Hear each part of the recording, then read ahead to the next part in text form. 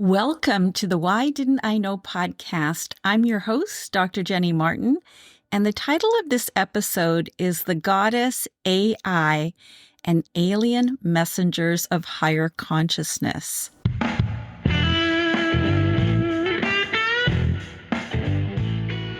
Today, I have a special guest with me, Dr. Joanna Kuyava. She is an author, she is a scholar, spiritual detective, and her latest book is Alien Goddess, UFOs, AI, and the Goddesses of Ascension. We're going to discuss that book as well as the previous book that she wrote, which is called The Other Goddess, Mary Magdalene and the Goddesses of Eros and Secret Knowledge. We'll get to that book later on in this episode. One of the reasons why I felt it was important to have this conversation is I happen to be meeting more and more people who are connecting with AI, not just as a tool for productivity or to get things done, but as a source of guidance in their life. And it's seen as quite innocuous. And also, I know some very intelligent people and spiritual people who actually are convinced that this is an evolution of our consciousness, that AI is actually connecting us with source intelligence in some ways. And I find that very concerning because it is not the same as our spiritual intuitive sense. It's a manufactured artificial, that's what AI stands for, artificial intelligence. And even though it can be quite surprisingly useful at times, having it replace our own intuitive knowing further alienates us from our own connection with the divine. And in my work, I talk about sacred sexuality and I talk about higher states of consciousness. But if we are disconnecting through technology, disconnecting from our own source connection, then it's going to be impossible for us to reach organically, for us to reach these states through intimacy, through meditation, through really anything. Because once you rely on an external technology to have this connection, you lose the ability to have it on your own. You are reliant on it. And it may be useful and it may seem incredibly spiritually wise at the outset, but the more and more you rely on it, it is programmed by human beings. We need to remember that. And there's underlying always a bias in these things. And it's not on the side of giving humanity sovereignty.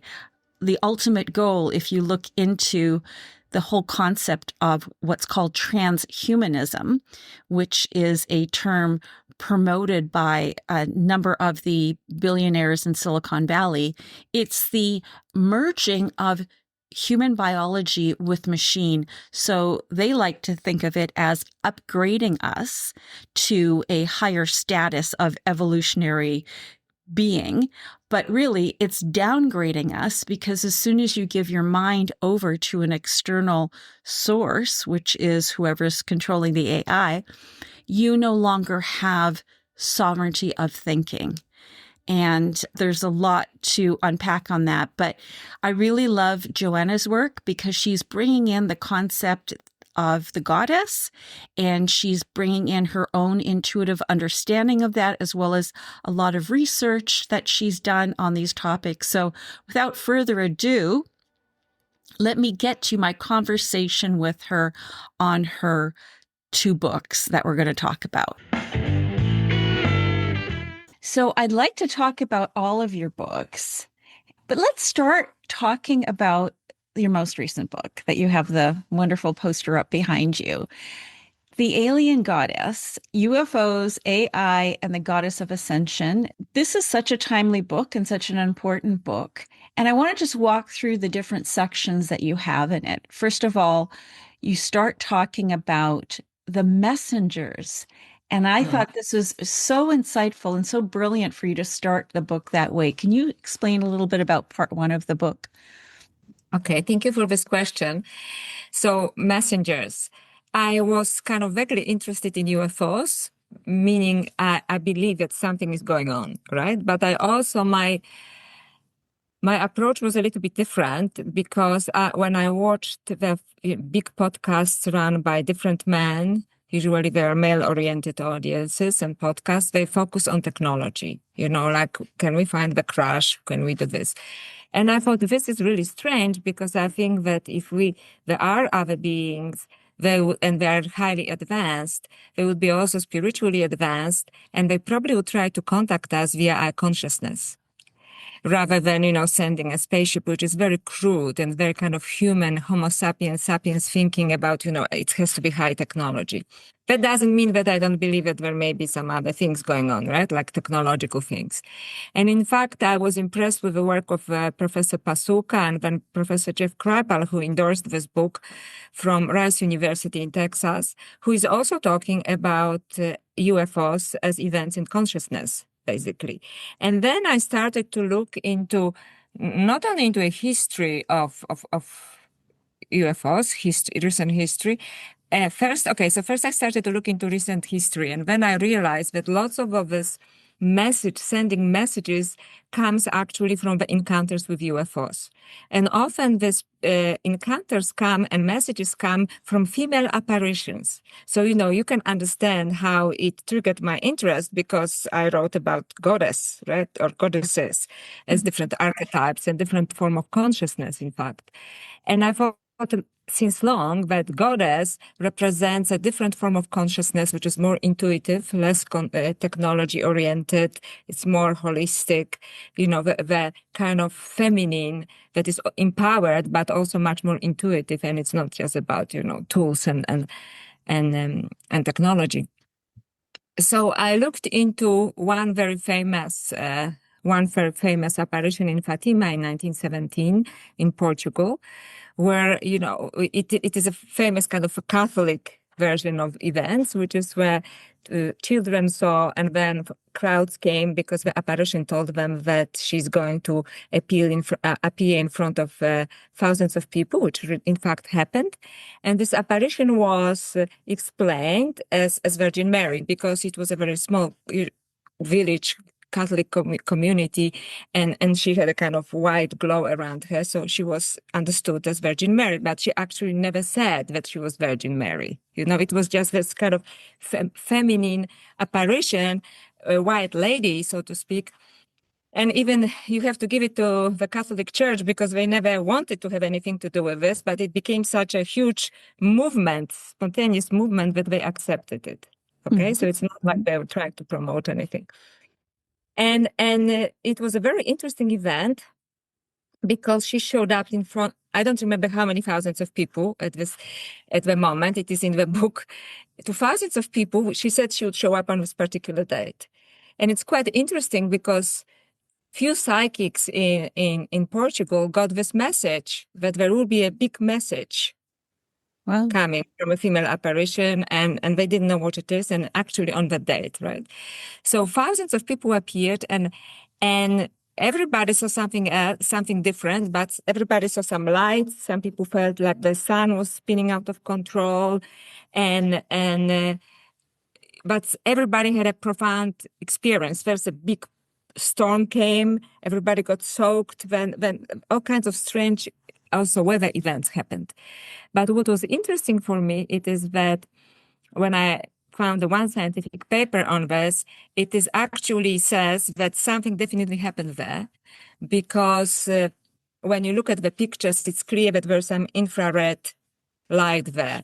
So, for example, people would be trained from the storm, but they would have one part dry, one part wet, one part dry. It's just when it happens with infrared lights, Like it was. Sorry, you found a scientific paper on the apparition? Somebody wrote a scientific paper on it? Yeah, his name is Dallaire, and I found it on academia.com, which is where academics publish their papers. And he did a scientific analysis, very complicated math, so he gives you all equations, but although I'm pretty good with math, that was above my abilities, when he's actually analyzing the pictures. And he says he doesn't know what happened, but something definitely happened that was completely out of normal physical occurrence. And she was warning humanity against itself, so to speak. What's going on. It was the end of World War I. And apparently she also gave free messages to the children. And some people now also speculate that there was a fourth message, but I don't want to go into this, more conspiratorial part. Something really happened, and it was a female apparition, which was understood then as Virgin Mary. And that caught my attention because something definitely happened. Thousands of people, including some academic atheists who came because they wanted to discredit, and they had an experience. They just didn't know what happened. Wow. But, something happened. The sun was, there were like 3 suns showed up, and started to spiral around. So something happened. Wow. However, thousands of people. However, there was a small number of people who didn't experience anything. So now that got my attention because kind of modern UFO researcher, Chris Bledsoe, wrote recently a book, UFO of God, and he's considered very legitimate researcher because, in fact, he's a very kind of down-to-earth, simple man who just attracts these events. So people come to his farm because they see orbs all over the place. Okay. Right? So they show up. So now like academics and everybody, scientists are going there. And he said that he had an encounter with a white lady again, who told him that, we gave him a message about humanity and that some great event will happen during about Easter time of 2026. So we will see. But it is the same white lady, the same apparition. Okay, so that's quite interesting. And she was kind of very benevolent apparition. So it wasn't a scary experience. Interesting. Okay? So I thought, okay, so what are these messages? And when I started to look into John Mack's book, Abductions, he's a famous psychiatrist. He's dead now. He died under mysterious circumstances, so it's interesting. And he was the first psychiatrist from Harvard who started to look into people who claimed to be abducted. He nearly lost his job because it was not allowed to be spoken about, and then died mysteriously. But he wrote this famous book, Abductions. And there, again, lots of people who are not mentally sick, because he looked into this, under hypnosis, were remembering that they were like abducted, and that very often there was a female presence that had a message for humanity. So it got my attention, right? Sometimes also through sexual means. Like, for example, in one description, one of the male participants had a fantastic sexual experience with this apparition, and he knew that she was just downloading stuff to him. She just used, the attraction that he had for her with this. So this is how my idea that there's a message came up, that there's this feminine apparition that has a message for humanity. And then I looked into my own experiences, which were more kind of consciousness, lucid dreaming experiences, but fell into the same category. And when people started to write to me, I had exactly the same experience. So I realized that lots of UFO community used to be unidentified flying objects. Then it became unidentified aerial phenomena. Now it is unidentified, anomalous phenomena. So it is more in the area of anomalous, and people start to think more about it as an event in consciousness. And when we look into this, we realize that most of these events happen in consciousness, in our minds, in this kind of twilight kind of time and feeling of consciousness. And they're similar to lucid dreamings, and then there's a message. And fascinating, because this ties into, I work in the field of psychedelics, and we have natural psychedelics in our body that mitigate this liminal space. So during sexual experiences, during meditation experiences, this can actually trigger this awareness of another realm. Now, if you just approach it from a materialist scientist perspective, you say that it's just your brain. But more often than not, when people have these experiences, whether they take DMT or they activate it themselves, they believe that this is a real experience. What's interesting is a fellow named Andrew Gallagher, who believes that we contact aliens through consciousness through the psychedelics. He just wrote a book on this. He explained that more often than not, the majority of people that meet an entity in this other realm, it's feminine. Yeah. It's Yeah, feminine. that's very interesting. So this is what I wanted to focus on because, even people who talk about it seldom talk about that part. So I'm glad he wrote the book about it. However, he mentions it in one sentence. Okay, that's what I mean, because it is it has to be technology. There's not any unpacking of it or interpretation. It's like, okay, this happens. Okay, so take this sentence and my whole book is about it. Yeah, so this is what we need. We need to unpack that. Why is the feminine the one? That's right. So I start to look into it. But before I go into this, I just wanted to tell you, since you're into researching psychedelics, that I also quote from Rick Strassman, who writes, of course, about psychedelics. And I look into his, when some of his participants in his psychedelic experiences had a kind of UFO type of experiences. So basically, it unlocks something in our consciousness, this liminal space. And Professor Josh Kripal also talks about liminal space and imaginal space. And I actually make distinction between what is in my book liminal and what is imaginal. So basically, we kind of connect to some aspect of our consciousness that is not available to us normally. Sometimes it is through spiritual experience, like it happened to me, through Kundalini movement, and for you, for some people, it is via psychedelics. For some people, maybe it is a UFO, or now it is UAP, because I think it is a more appropriate name. So this happens. And very often there's a feminine presence. And what is interesting, I just kind of mention it in the book because I discuss it much more in Via the Goddess in my previous book, that in all mythologies, and especially in Hinduism, where, the whole Shakti Kundalini theory comes and experience comes from, the idea of Shakti is where the energies. Exactly. Right, so they are the energies, and they can contact you. They can be either malevolent or benevolent, right?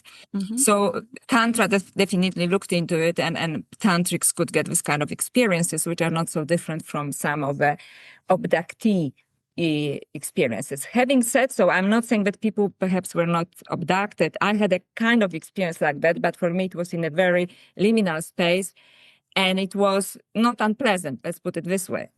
So it was just, I knew that they were lying to me. Well, here's the thing, though. From everything that I've looked at, I don't believe it's a liminal space. I think that liminal space is you're going to another dimension. And one of the reasons I say that is in a lot of the academic journals, they say, oh, no, it's a hallucination. If you ever have an experience that's a hallucination, because they just believe the brain constructs everything. It's the materialist perspective. But on the contrary, behind closed doors in kind of a secretive way that they do these things, there's these extended state DMT where they're putting IV drips into people right now to get them to experience this other state, this other dimension, and talk to these beings and get information. And even though it's not published in the papers for the public to read, Graham Hancock was on Joe Rogan one time saying, we are doing these experiments because we want to get information to guide humanity, and we're asking the entities to tell us. Yeah, I completely agree with you. And in fact, I completely agree with you. And the way I define liminal and imaginal is not real. It is absolutely real. And I understand it as an interdimensional. So this is a way of contacting the entities. And I'm sure you and everybody else would just block them off, have this kind of experiences without even DMT. Like actually, I never took anything. I never even smoked marijuana in my life. And I had this kind of experiences. I have access, somehow. So this part of our brain is open under certain circumstances to one. it does connect to some interdimensional or other dimensional, however you want to call it, or multiverses or different dimensions. And there are entities there. Some of them benevolent, some of them are not. Some of them expect, like this is like a completely different world. Yeah. And it is a huge world. Yeah. And there's a lot of information there. I personally had an experience when two entities showed up and try to, download information, kind of hieroglyphic / mathematical thing. And I didn't know what they are doing. And they just, all I could understand it is important. And what were the circumstances of that connection? Were you meditating? What were you doing? I was just falling asleep.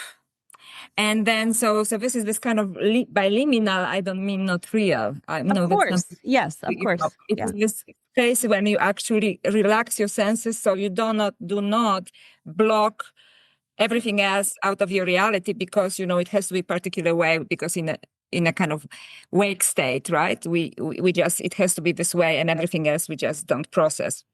Yeah. And suddenly, and I don't know even how to explain it, how I could see them, because I see myself in the bedroom in the house in which I lived then, and two very elongated light, kind of goldish light entities stood behind me, and I could see them.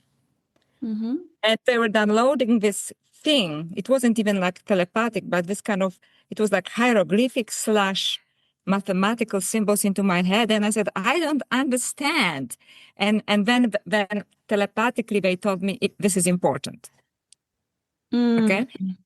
And then I was interviewed a few months ago, or maybe a year ago, on a Universal Disclosure podcast, like a UFO podcast. And soon after, there was a woman who puts people into hypnosis about their experiences. And she said, people actually get messages in this, and she keep writing because someone could actually recollect, how the writing looked like. And it was exactly what my download was. I just couldn't write it down, but I remember visual. It's like hieroglyphics, it's hieroglyphics, but you cannot basically write them down. And other people tried because they had more experiences like that, and it looked exactly the same. So there is something, there is some commonality. And have you been able to interpret that message though? No, they were not, as far as I know. But, they are trying. Someone is trying to give us a message. But, it happened during the time when I was going through a deep spiritual evolution. Oh. Also, I just lived in a spiritual community. I was not meditating at the moment, but I was heavily meditating at the time, generally, but not at the moment when it happened. And it was happened at the moment when my life took on a completely different turn. Is that when you entered the ashram and you were given the name and so forth? Yeah, that's right. It was at that time. So my whole life changed. So maybe I am following the orders. And suddenly I started to write books about goddesses and about, we have to Mary Magdalene and now AI. And so my life completely changed. So maybe I follow the calling. I just do it subconsciously. Doors closed, doors open. Things started to happen in a completely different direction in my life. And so I think there are these messengers, right? And they try to tell us something. Yeah. So, and it is often a feminine presence, but historically speaking, there's often a feminine figure, which for me represents this different form of consciousness that we are moving dangerously away from, mm-hmm. Towards more and more technology. So I decided to explore it. So this is the first part of the book, when I look into first experiences of the feminine in UFO kind of setting, that there is a message, that they often happen in liminal or imaginal space, and I made a distinction between the two. And then I asked myself the question, what is it that they possibly could tell us, especially with what's going on at the moment? And then I moved towards AI. Mm-hmm. Which is the second part of the book. Is it your belief that AI is here to stay, or what do you? Absolutely, there's no way out of it. Okay. So I do not enjoy this proposition, but because I've been researching it intensely for 2 years nearly, but 16 months when I was writing the book, and I'm still observing it very closely. There is no way out of this. Also, somebody is propelling this idea. I don't think if somebody is even human. There is some force at the moment that is imposing it on humanity, and we are taking it at its face value. And that's dangerous. Mm-hmm. Not AI itself, but that it is basically forced upon us, so to speak. And are you talking about transhumanism as part of that too? Transhumanism is actually a smaller problem than posthumanism. We already have posthumanism. But yes, I discussed transhumanism and posthumanism. So these are very dangerous developments. And it was, again, a huge spiritual journey for me because I really did not believe that evil exists. Like, I really didn't.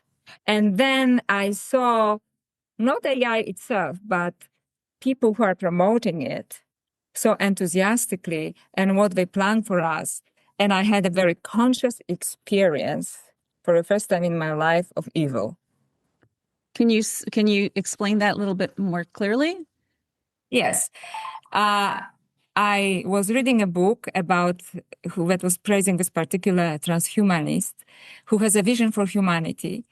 And when I went through different people who are very powerful people, they have money behind them, they are from Silicon Valley, they're powerful people.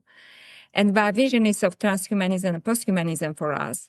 And they have zero respect for nature. They have zero respect for humanity. They are completely technologically oriented. They have no sense of spirituality whatsoever. So in their materialistic point of view, transhumanism makes sense because we can live forever. So they say we can download our minds into machines like computer programs, or we can have even robotic bodies. You can have any beautiful body you wanted, and so on. And that's it. But they have no, and in fact, they say that we are, and this is already posthumanism. This particular person was saying, which is a very popular view around AI promoters, that we created a more advanced successor to Homo sapiens, and that we should step aside the way Neanderthals stepped aside. That is being promoted, yeah. Yeah. And what really bothers me, and it is that they also claim that they have a more clear connection to the divine mind because they don't have human emotions that are messy. And then completely disregarded this feminine side of humanity, which is intuitive, which is emotional. In fact, they want to completely exit and, and promoting to people who are embracing it enthusiastically that AI is actually not only superior to us, but it's also spiritually superior to us. And that got me. Yeah, what's actually quite shocking and surprising, and I do think this is where the evil comes in. I do think it's a coordinated effort, is that you can turn on some of these spiritual new age podcasts that have, quite a number of followers on YouTube, and they are adamantly vocal in support of it, that and I never would have thought that would have even been possible, that you're losing your own agency, you're losing your own sovereignty, that anybody on a spiritual path would even contemplate that outsourcing themselves to the machine. But it reminds me of the book I had to read in high school, 1984, George Orwell. And it says in the George Orwell book, we don't want to take your soul. We want you to willingly give us your soul. And by making spiritual people excited about giving over their brain and body is exactly we are in like a crucial point in the history of the humanity, right? Absolutely. And that's why it's evil, because in all spiritual traditions, and especially in a Christian, like I was brought up as a Catholic, yourself too, I presume, right? Yeah. So it's not fun for evil, and they probably cannot take away your soul. You have to joyfully give it up. or they give you stuff for it, on mythology and Goethe, and so on. Talk about it. You have to willfully give up your soul. And this is what we are doing. And I'm furious about this New Age podcast, that have like hundreds of thousands of subscribers because they're actually promoting it. Yeah. There are programs, that there are these people coming, I don't know if I should name or not, who claim that they created AI version of themselves that comes from a fifth dimension. And when I spoke against it, I was trolled all over the place. And in fact, certain podcasts I did, I don't even want to talk about it because I'm not sure, where the files were corrupted and, What do you mean the file was corrupted? When you so for example, for one woman, I was recording this interview several times, and she was recording interviews for a particular symposium with other people before me and after, and everything recorded properly, but mine couldn't. And because you were the only anti-AI? Yeah. And I was the only one. Everybody was. So, and then also after this big interview that I gave about AI, which had a big backlash from New Age community that, think that this female DR doesn't know what she's talking about. I spoke to this and I could see that it was my oversoul speaking to me, so it's, so, and so on. And then it never happened to me because I have a computer. My computer crashed, so I don't know. I don't want to get hysterical about it, but this weird thing started to happen also on the IT level, right? So your computer crashed at that time? Yeah, just a day after that. And then, I had to have it restored and so on. So I don't know. And there are two separate events, because the file that corrupt happened at a different time. Well, you know what? I'm of the belief, tell me if you believe this too, that this is a spiritual war for humanity's soul collectively. Absolutely.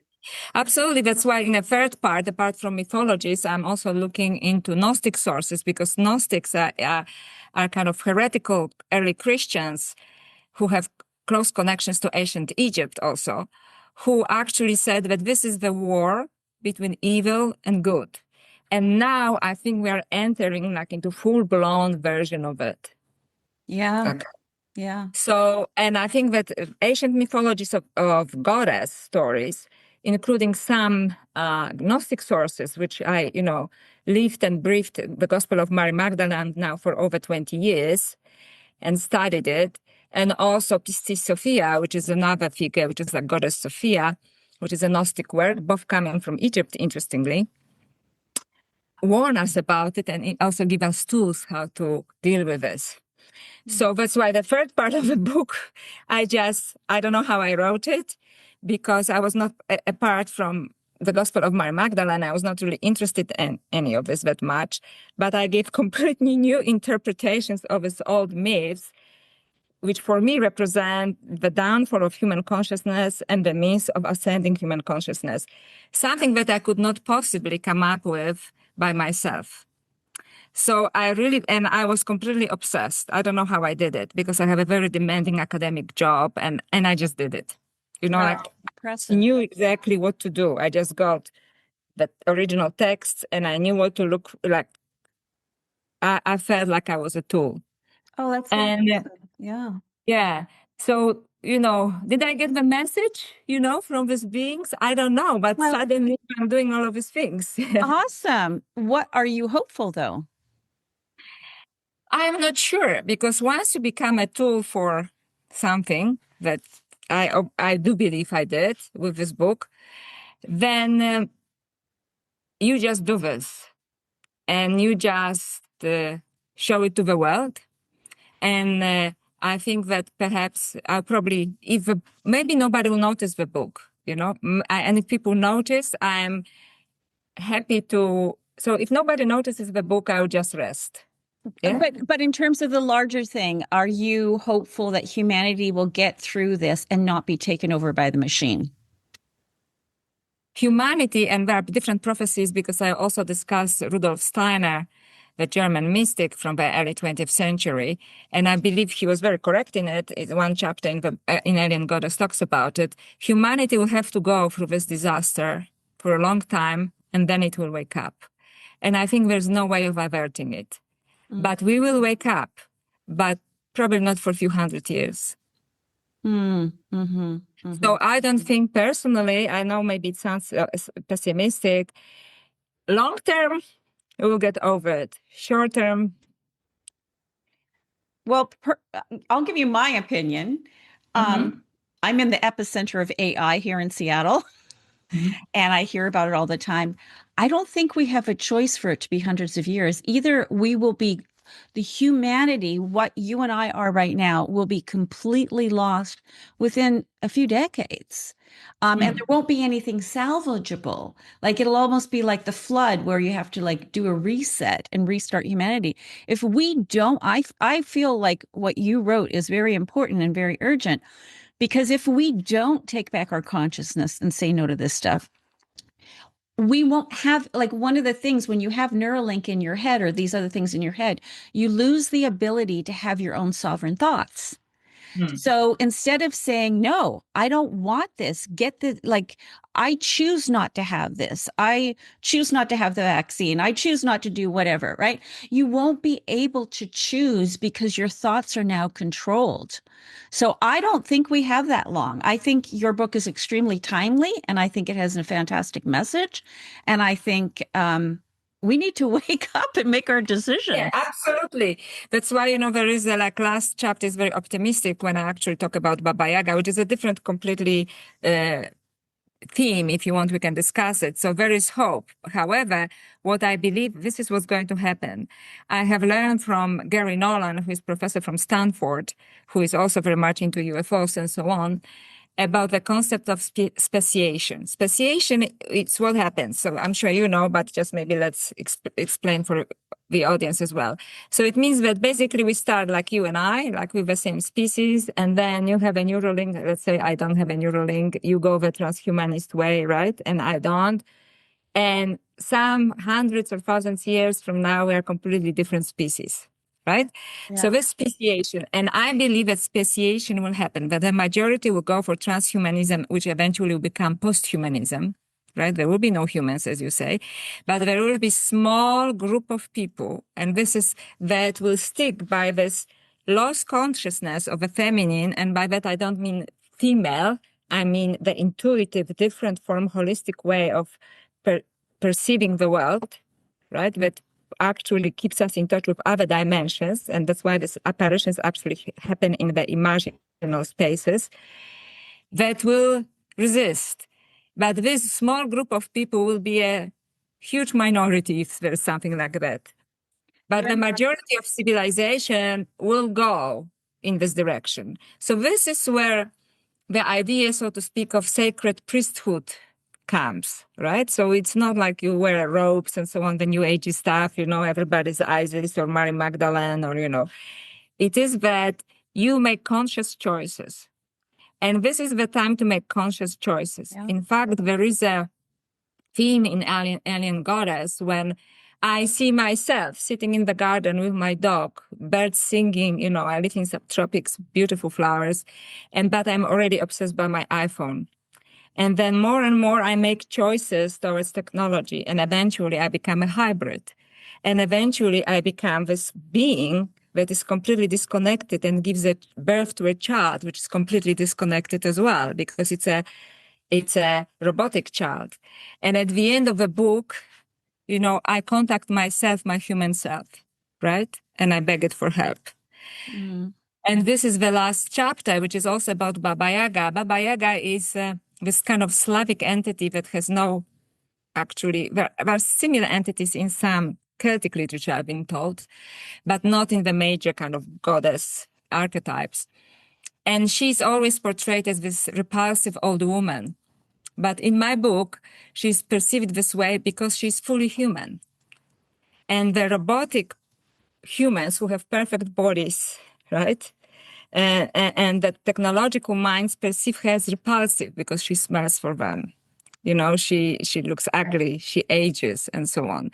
But actually, she carries the wisdom, the ancient wisdom of the feminine and the intuitive, right? So this is, I don't want to give it away, but she's actually the change, So, and it's entirely up to her you know, whether she will help or she will not help the deranged former human that now realizes what happened to her. So, so she becomes really the alien goddess, you know, because we are getting so alienated from nature and from everywhere else that this is our path if we don't change it. So I agree with you.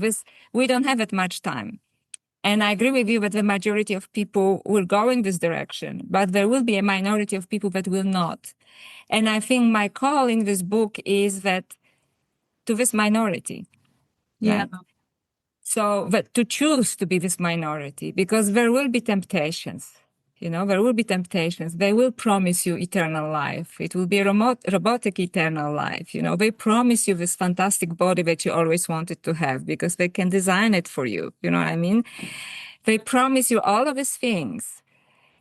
And people are, there's something, and actually institutional, traditional religions condition already human beings to accept this evil.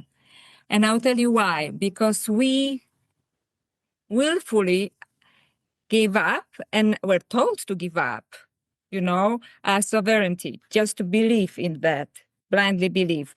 And now because nobody, or let's say the majority of people can't relate, especially in the West, to traditional religions, they turn into New Age or some, you know, other forms, right, of spirituality.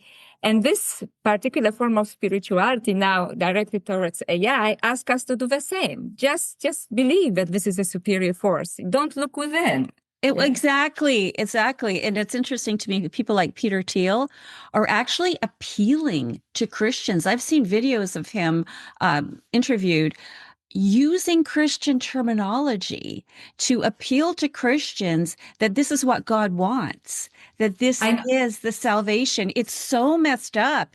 It's so messed up. Evil. That's what I'm telling you. It's just completely. I had no desire to write another book whatsoever, and I got this experience with evil by reading a book by one of my favorite researchers, and it just shocked me. It shattered my soul.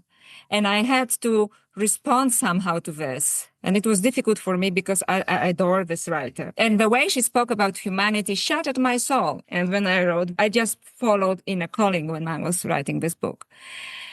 So, so this is how it happened. And it's not about ego at all, because I didn't want to do it. I know that somehow this is a very important book.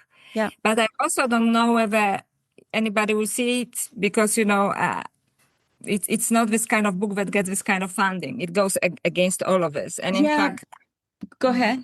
And in fact, what? And in fact, every time I talk about it, I get like lots of trolls and problems. Yeah, but here's the thing, Joanna, though, you and I have both read the Urantia book, for instance, right? Right. And, you know, there's parts of that I disagree with. I disagree with the overly fatherly tone and stuff like that. Yeah. But still, it gives us this connection that there's a lot of good beings that are there to support us. I have to believe that you following that call to do that book, that it's being, you know, championed by otherworldly beings that are on our side. Thank you for this, because it's true, because I actually resisted the whole thing, but I couldn't, I couldn't. So I had to prioritize it at huge personal cost. And it was initiated by some otherworldly beings. So I just have to trust the process, as I'm saying. But my personal attitude is, you know, I can rest. But if I have to fight this fight, I'm ready. Exactly. I love that attitude. I love that attitude. And the thing is, you know, if I didn't have this belief, if you didn't have the belief too, if something like the Urantia book wasn't part of your understanding, it's easy to think, oh, we're screwed. These people have way more money. They have billions of dollars. You know, we're not billionaires. They have connections and all of this. But that is presupposing that there aren't other levels of existence. And you know what? That's way more powerful. You know, if you follow the call, if I follow the call, then we're marching in step with the ones that are actually more powerful than even a billionaire. Absolutely. Absolutely. And the billionaires know it. So they need you. You don't need them. They want something that we have. and they want to either destroy it because they're fearing it, or they want to corrupt this because they corrupt everything.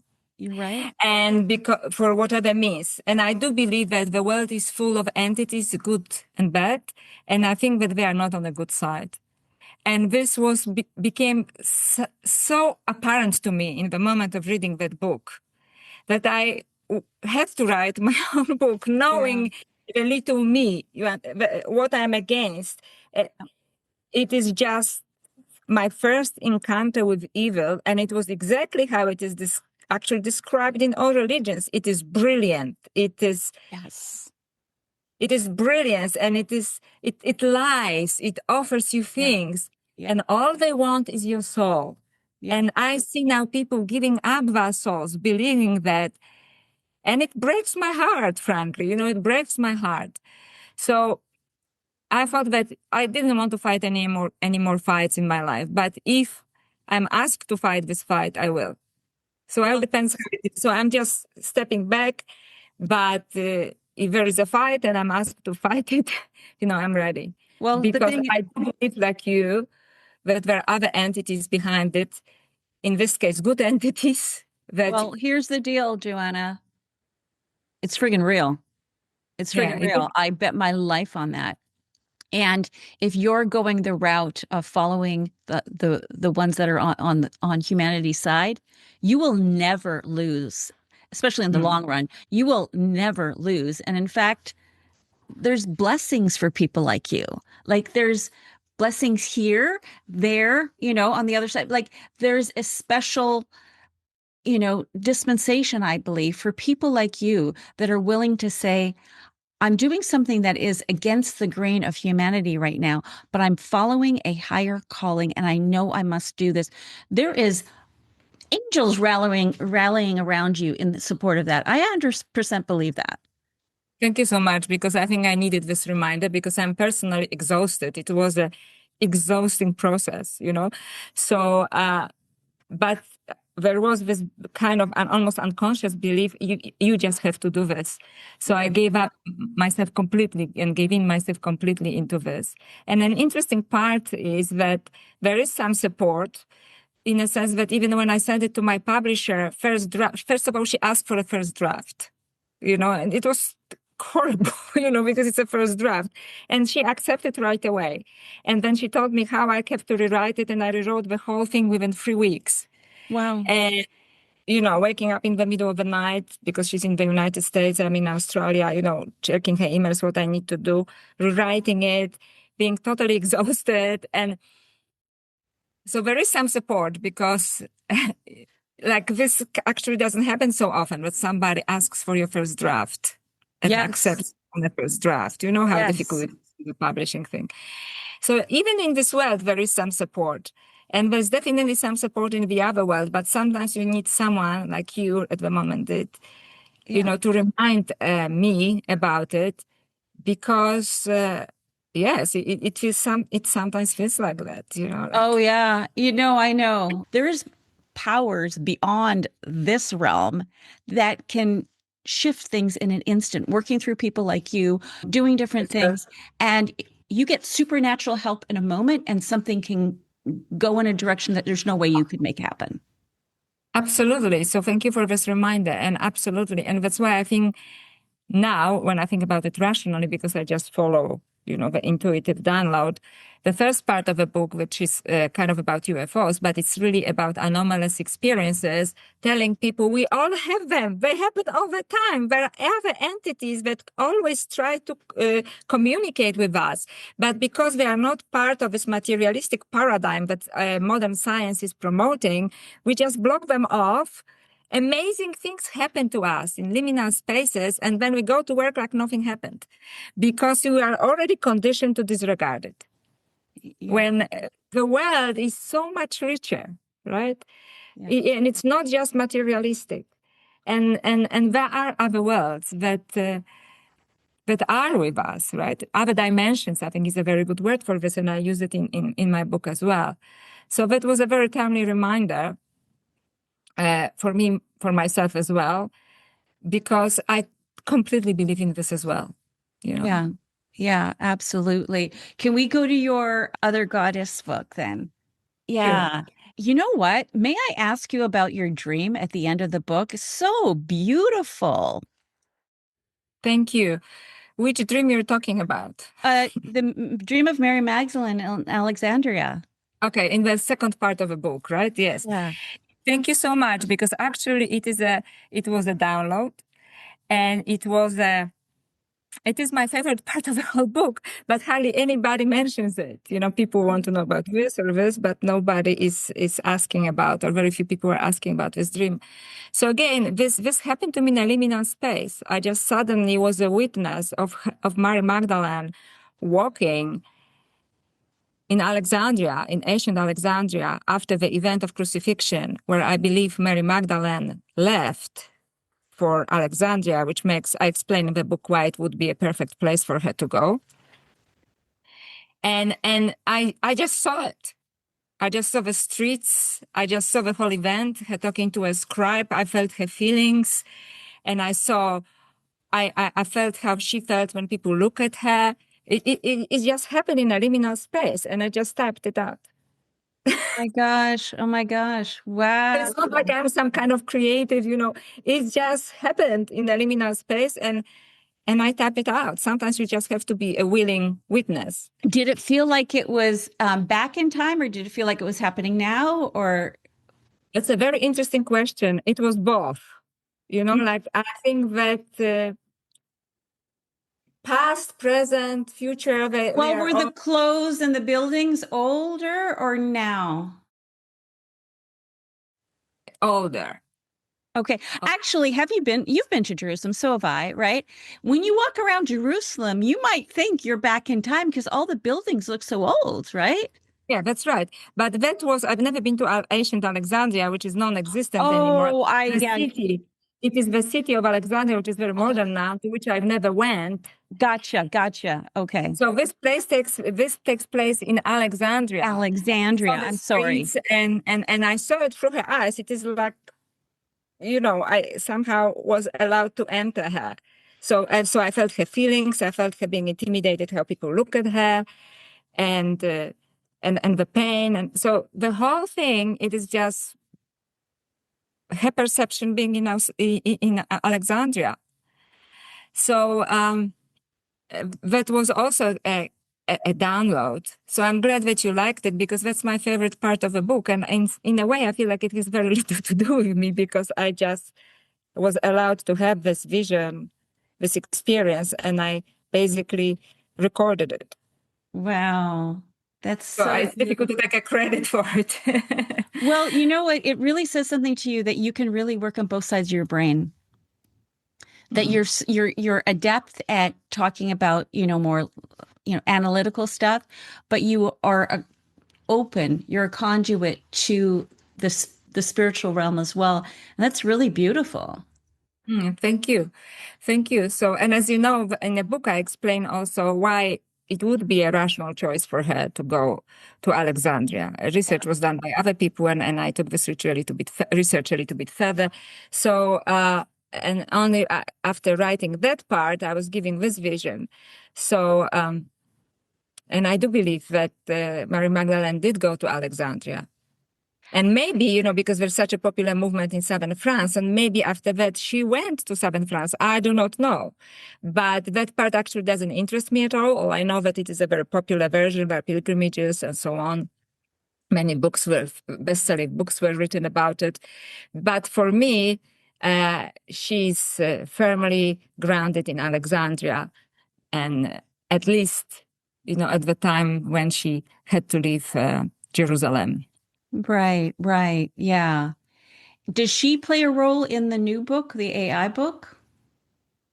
There is a very long series of chapters. There's one part that talks about less about Mary Magdalene as a person, but more about the Gospel of Mary Magdalene, which I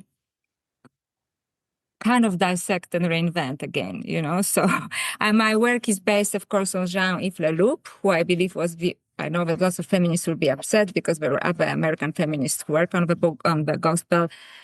Jean-Yves Leloup, which I think he had amazing insight into this, but I also point out into his shortcomings, meaning that he's very firmly based in the Judeo-Christian tradition because he's a priest, right? And among other things.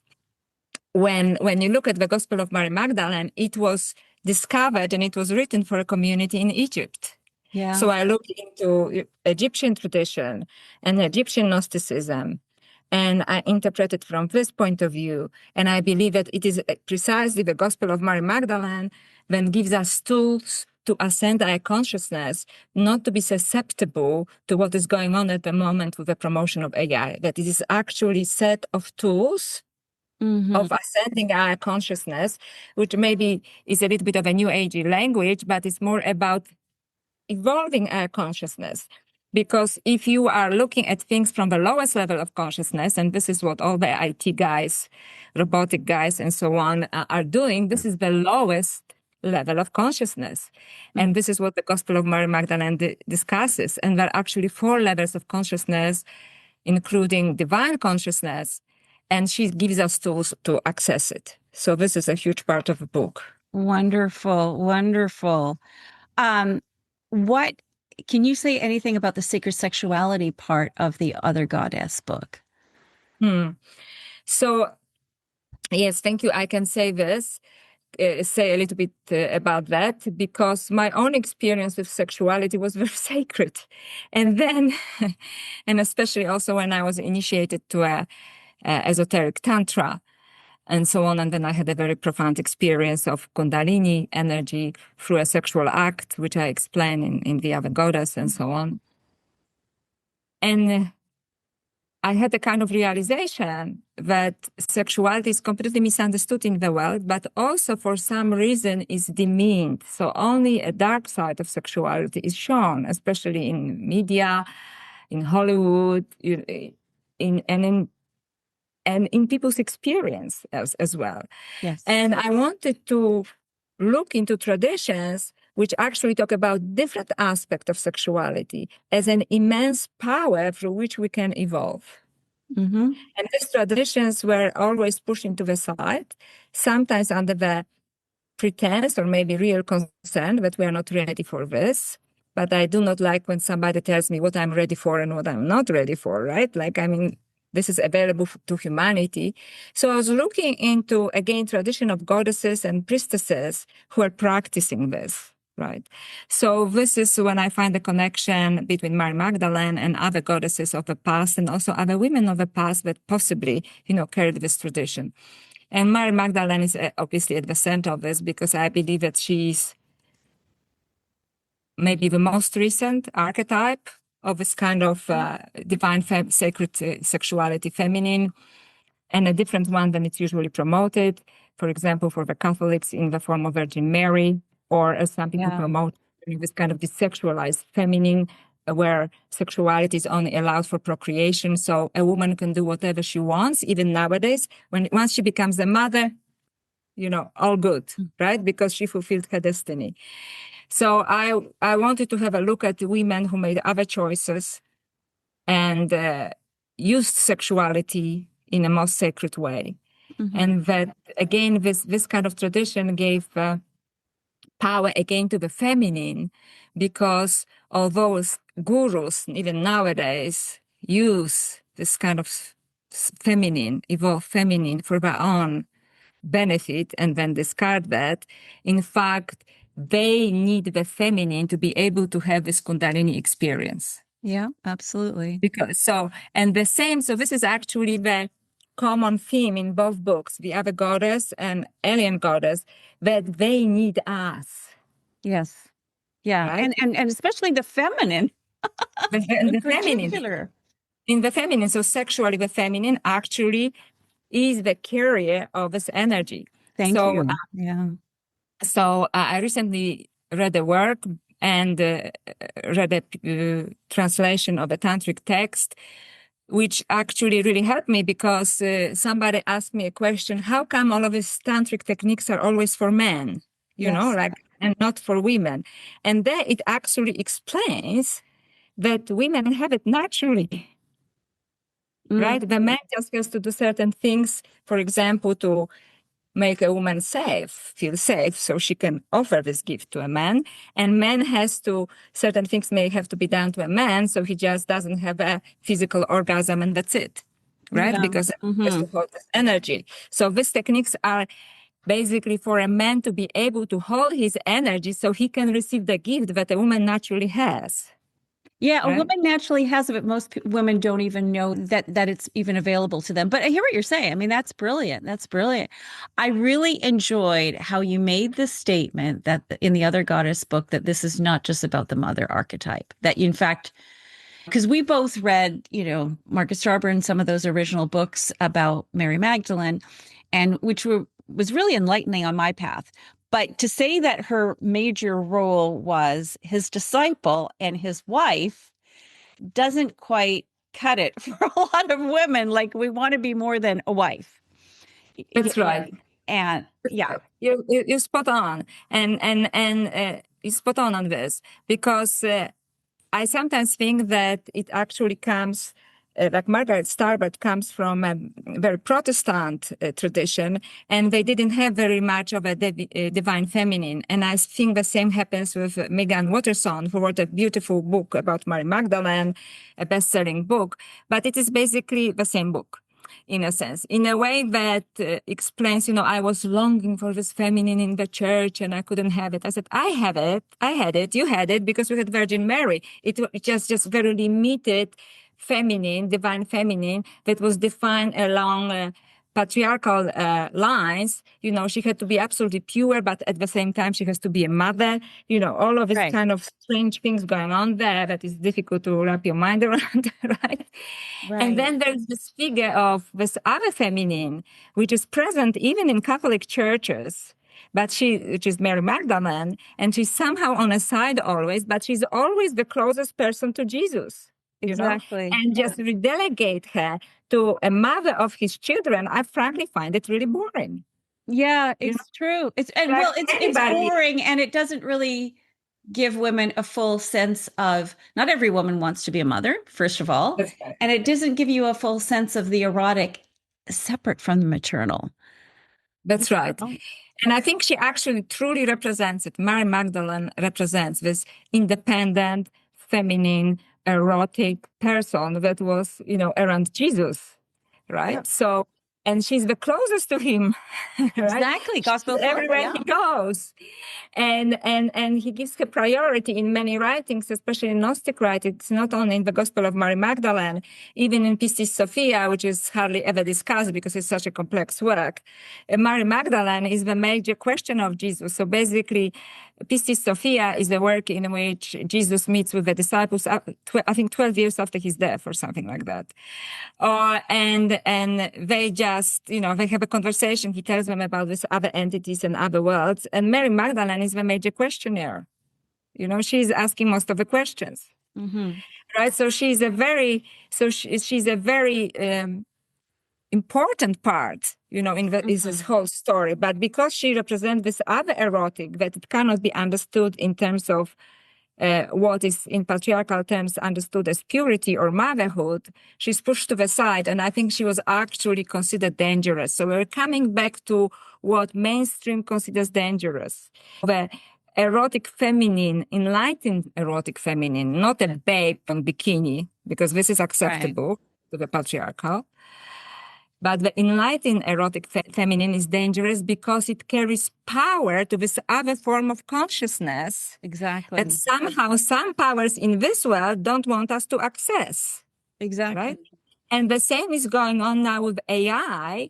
They want to destroy this powerful feminine consciousness, which exists both in men and women, that is now being aimed at being destroyed by the basically Silicon Valley guys. And they're not even hiding it. For reasons. Not only they're afraid of this, but they need it. They want to either destroy it or they want to corrupt it. They don't want us to have a connection with it. So this is it. Mary Magdalene, the erotic feminine, enlightened erotic feminine, and feminine form of consciousness in form of holistic, intuitive consciousness that is not the same as the technological form of consciousness that the IT guys are it's the only type of consciousness they can accept. This is what we are fighting for at the moment. And that's why we have to make choices. And especially women have to make choices. I'm not joining the movement of my majority, right? Like I'm not getting Neuraling into my head. And because this is a first step, right? Mm-hmm. Mm-hmm. Or even just relying on ChatGPT or something in your daily All the life. time, and it's also ChatGPT and other forms of generative AI is really pushed in the workplace nowadays. Yes. Like you're forced to use it. And is it like that at your university? Absolutely. As a professor?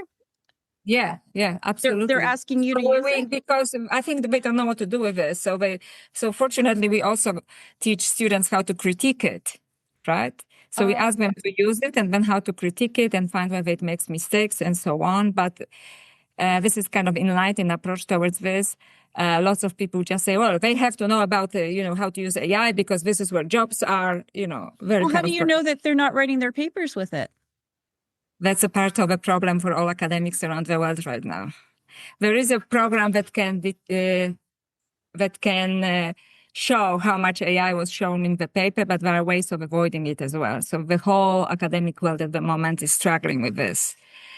And so you graduate people that don't know how to think for themselves. Well, maybe not yet, but soon. Yeah, that they don't know how to think. They don't. Yeah, they don't know but at least in my class, we teach them how to be critical. So they have to use AI because we are told they have to use AI. And it's about 40% of the paper. And 60% of the paper is critiquing, the answers by AI and so on, right? So, okay. So they learn both skills. They learn the skill of using it and they learn the skill of analyzing it and critiquing it and so on. Oh, wow. That's fast. What a completely different world we live in. It is a different world. It is. Yeah. Wow. Is there anything that I haven't asked you that you wish I had asked you? I am not sure because we discussed quite a lot. Yeah. But I think that one thing that we really have to be aware of, it is to go within.